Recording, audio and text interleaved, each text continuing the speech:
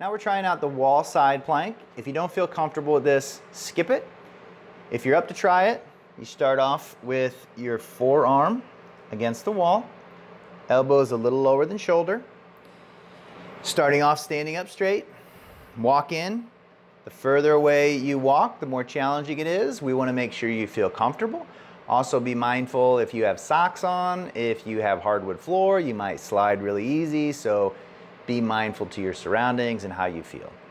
If it feels okay, you're gonna start off here and we're gonna hold it together. Ready, set, go. 1, 2, 3, 4, 5, 6, 7, 8, 9, 10, 11, 12, 13, 14, 15. We don't want you to be lopsided, so we're gonna do the other side. Forearm on the wall, step away. Ready, let's go.